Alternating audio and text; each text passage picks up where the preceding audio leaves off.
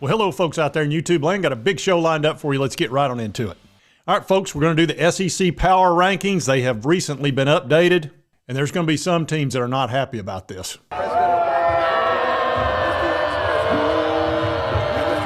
Sorry, Florida, but you know it's true.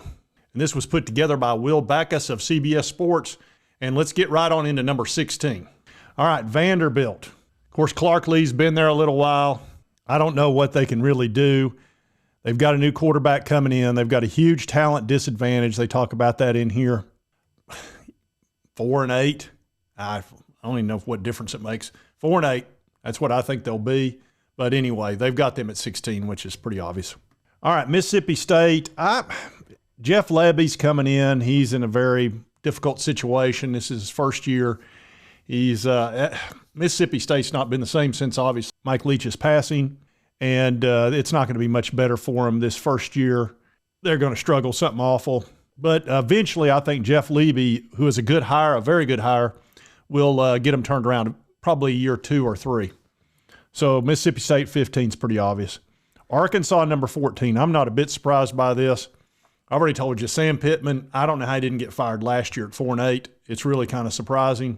He's got his new offensive coordinator, Bobby Petrino. We'll see how long that actually lasts. I think Petrino is the coach in waiting, or the Trojan horse is what I've been calling him.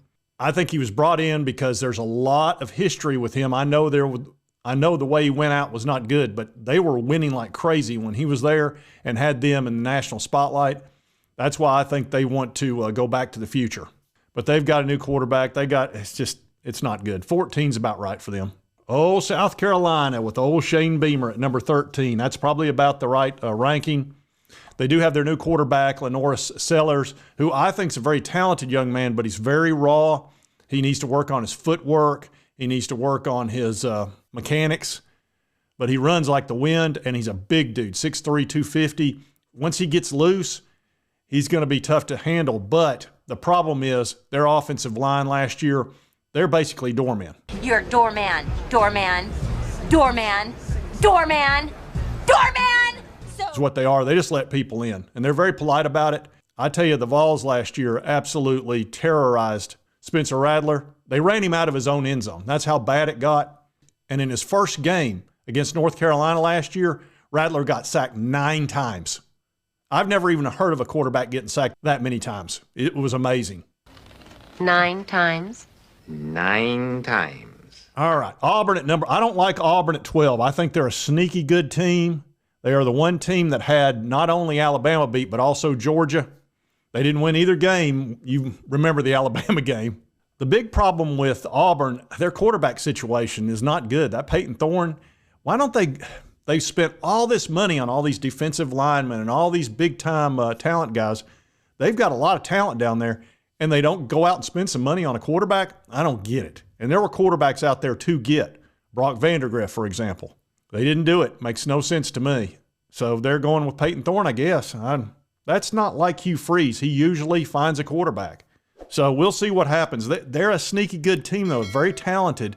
They may have a quarterback in waiting there that we don't know about that may pop up this year, but right now, that's going to be the holdback for them. Otherwise, I think they'd be top 10 easy in the SEC. Oh, Florida, number 11. I think that's about right for them. Billy Napier's on his last legs there. He's already had 2 losing seasons in a row, which is to add to the one they had prior to that, so that's 3. The Florida Gator Nation, they're not only, they're past anger and they're into this kind of weird acceptance thing, and that's not a good place for a fan base to be. This is a team that should never, ever have 3 losing seasons in a row. That is absurd on every level. They've got all the recruiting you could ever want down there. They got plenty of money, huge fan base, and a great history. I don't get it, but they're struggling right now. And if you don't like Florida, I happen to be one that doesn't, you might as well enjoy it, because I can tell you it's not going to last. They're probably going to stink one more year, and then they'll probably run off and get Lane Kiffin. How dare you! Would be my guess. Or who knows? Maybe somehow Billy Napier will win 7 games. I don't know if y'all have seen their schedule, but it is really, really tough. And it starts out kind of tough. Miami, they have one easy win with Samford. Then they got Texas A&M at Mississippi State. Then it gets tougher and tougher. UCF will not be an easy win. You walk over, What, you limping back? Then they got to go to Tennessee. Then they got to play Kentucky, who for some reason has their number recently. And then look at these last 5 games. Oh, my gosh. Oh, no.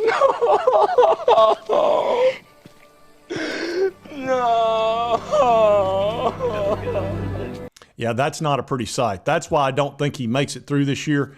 But, we'll see. If he wins 7 games, they should keep him because that would be a good record against that schedule. Toughest schedule in the country, by the way. All right, Texas A&M at number 10 with Mike Elko as the new coach. Of course, they got rid of Jimbo Fisher for $73 million. That is a lot of dinero. Wow, $73 million to not work. Jimbo, wow, unbelievable. But anyway, I think they'll be pretty good this year. Mike Elko is a very good coach, a good X's and O's dude, and they've got a good quarterback, Connor Wagman, who was a 5-star and was playing really well till he got hurt. Had he not gotten injured last year, Jimbo Fisher would probably be there because they probably would have won like 9 games and he would have survived another year. Oh, Kentucky. Bringing in Brock Vandergrift was a great move, and Stoops has done a fine job there. He really has. It is hard to win at Kentucky. I mean, let's face it, it's a basketball school. You sure about that? But they've had some success there. Now, they have not had much success against Tennessee, obviously. Yeah, it's been a struggle for them. Tennessee's had their number, and they'll have their number again this year because they're coming to Neyland, which good luck with that. Just freaking beat Tennessee, please. Can we just stop losing to this stupid team with their stupid orange colors, their stupid song, and their woo, get their woo on out of here. It's not going to go over so well. But anyway, number 9's about right for them. That's right somewhere in the middle, and that's not bad in the SEC. Not bad at all. All right, number 8, Oklahoma. They've got a very good quarterback in Jackson Arnold, 5-star. Their head coach, Brent Venables, is a very good defensive-minded coach. We'll see what they can do with their offense. Their big test in the beginning of the year will be against Tennessee. Tennessee's got to travel to Oklahoma.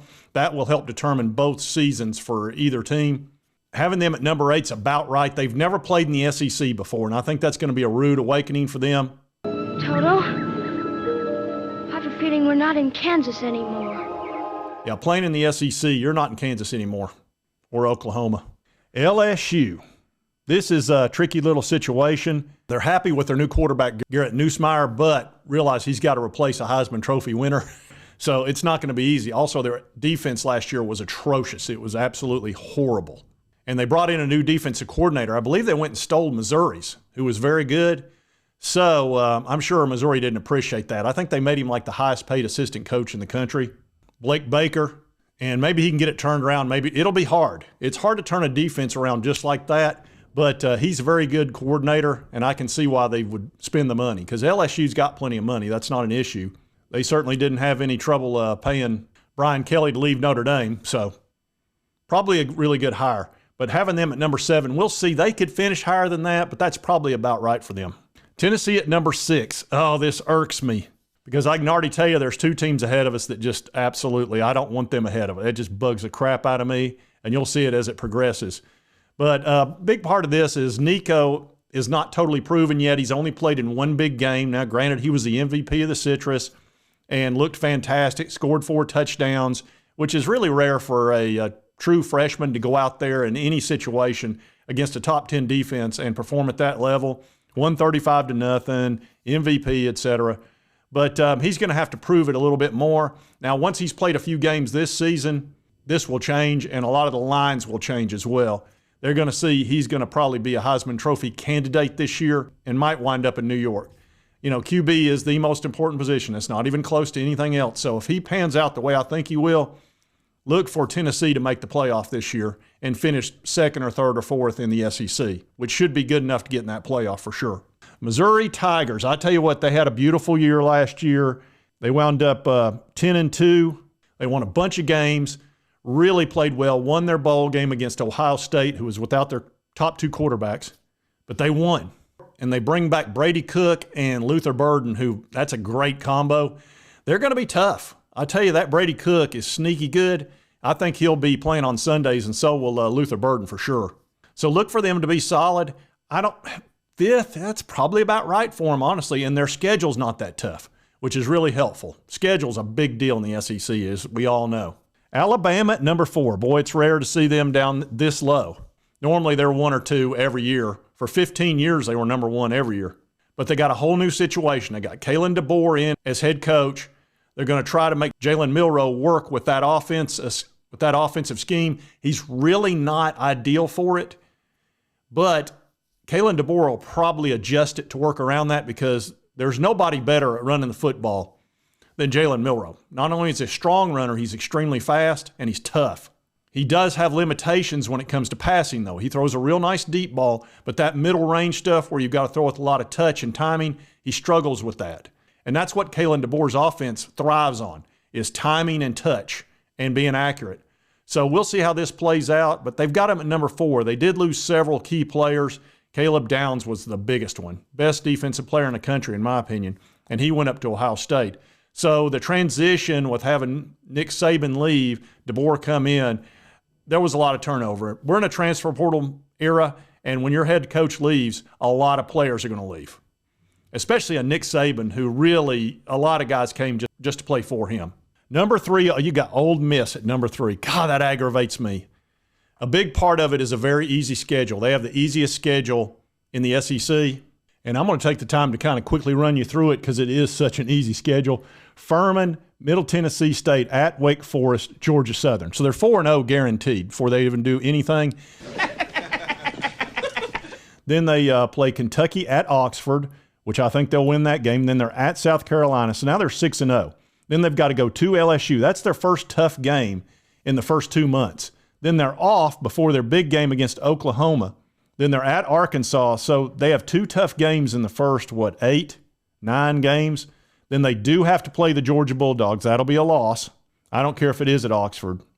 And then they got to go to Florida. And Florida at home, they might surprise you, but that'll be tough on Florida. And then Mississippi State. I mean, that's other than Georgia, they've got 1 loss there that's guaranteed pretty much. And then everything else, they got a good shot at it. And they got like 7 wins there that are almost guaranteed. So that's a super easy schedule. Compared to what the Florida Gators have, it's a cakewalk. All right, the Texas Longhorns, their first year in the SEC. They've already got them at number 2. They got Quinn Ewers, who's a very good quarterback, and backing him up. Of course, they've got Arch Manning, so they've got double 5-star. They've got great talent on defense, offense. They're loaded for bear, and of course, they got the money to spend. And Steve Sarkisian's a very good offensive-minded coach.